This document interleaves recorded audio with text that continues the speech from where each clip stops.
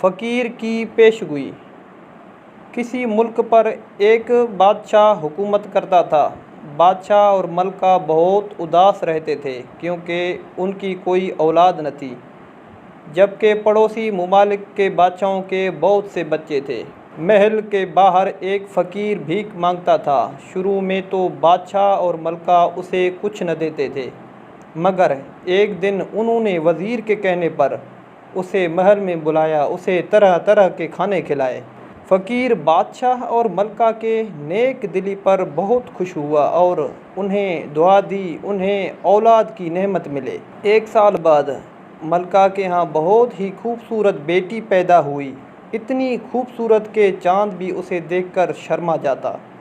मलका और बादशाह उस फ़कीर को बुला के उसका शुक्रिया अदा करने लगे तो फ़कीर ने शहज़ादी के मुस्तकबिल के बारे में बताया कि उसकी शादी काबावा नामी आदमी से होगी। बादशाह और मलका ऐसे अजीब नाम पर हैरान हुए। जब शहज़ादी बड़ी हुई तो मलका और बादशाह को उसकी शादी की फ़िक्र सताने लगी। बादशाह अपने नेक दिल वज़ीर के साथ काबावा नामी शख्स की तलाश में निकला। वो एक नदी पर पानी पीने के लिए रुके, मगर पानी में सांप तैर रहे थे। अचानक उन्हें एक बेरी के दरख्त पर एक छोटा कमज़ोर सा हबशी नज़र आया, जिसका नाक बह रहा था और बेरियां खा रहा था। बादशाह ने उससे उसका नाम पूछा। हबशी बोला, काबावा। नाम सुन के बादशाह को सख्त गुस्सा आया। उसने सोचा कि वो उस शख्स से अपनी बेटी की शादी कैसे कर सकता है। बादशाह ने अपने वज़ीर को हुक्म दिया, काबावा को कत्ल कर दो, और चला गया। वज़ीर को काबावा शख्स पर तरस आया और उसने उसे कत्ल करने के बजाय नदी के करीब फेंक दिया और ख़ुद भी चला गया। काबावा का पाँव पानी पीने के दौरान उस नदी में चला गया।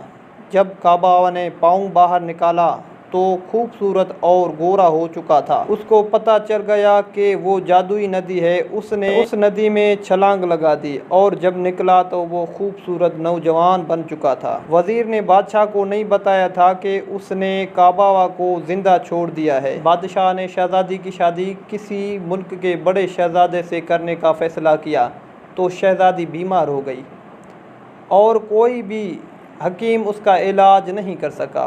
काबावा को जब उस बारे में इल्म हुआ तो उसने बेरियों से शरबत बनाया और शहज़ादी के लिए ले गया। किसी को बताया नहीं था कि ये असल में काबावा है। काबावा ने वो शरबत शहज़ादी को पिलाया तो वो फ़ौरन ठीक हो गई। अब तो शहज़ादी ने बड़े मुल्क के शहज़ादे से शादी करने के बजाय काबावा से शादी करने का फ़ैसला कर लिया। बादशाह खुश हुआ था कि उसकी बेटी ठीक हो गई है। बादशाह ने खूबसूरत नौजवान से उसका नाम पूछा तो बोला, काबावा। बादशाह को यकीन न आया, मगर काबावा ने पूरी कहानी सुनाई तो बादशाह खुश हुआ और उसने वज़ीर को भी माफ़ कर दिया।